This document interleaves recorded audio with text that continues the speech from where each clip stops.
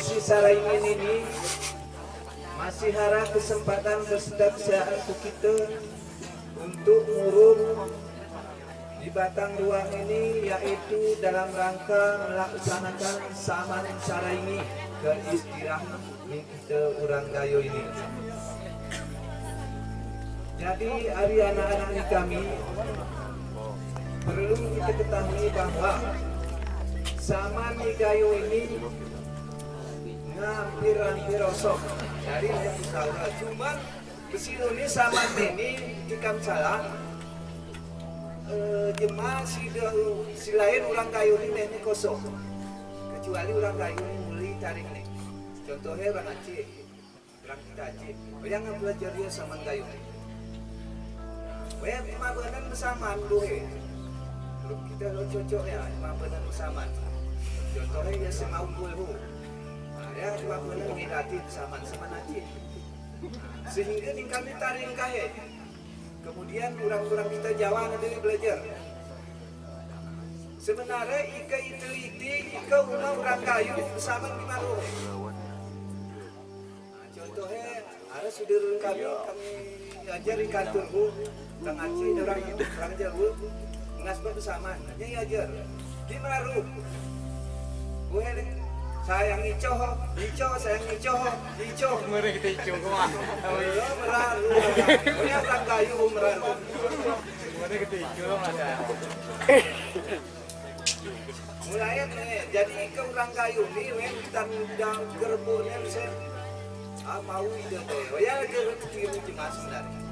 Kesembrani gue, pakaian bu kiri, tuan bu kiri, aku Tapi kalau ini kami tadi dabungkan semau ide-idenya ya kita tiru jemaah bagi orang kecuali orang kayu. Nah itulah kekeramanan daripada Saman orang kayu. Saman ini ngambil yosor oleh pemerintah ya ketiaran Saman minoritas begini ketiak sampai masuk dari. Jadi ini walat coba dipelajari kam sebenar-benar Saman kaki muti yosor. Kati nyanyi jemaah ini, jadi ini adalah jerobos kami belajar. Inilah kira-kira manat hari aku buat anak-anak kami baik hari penosan dan sentang ini. Ini tolong kami juga dipelajari Saman sebenar-benar Saman. Jadi ini kita mokot ya. Jadi kurasa dari mokot itu, ini cerita sekedar ini. Adanya kesawahan terima kasih. Jadi ini berarti yang adalah jerobos kami belajar. Inilah kira-kira manat hari aku buat anak-anak kami baik hari penosan dan sentang ini. Ini tolong kami juga dipelajari Saman sebenar-benar Saman. Jadi ini kita mokot ya. Jadi kurasa dari mokot itu, ini cerita sekedar ini. Adanya kesawahan terima kasih. Jadi ini Emongot kala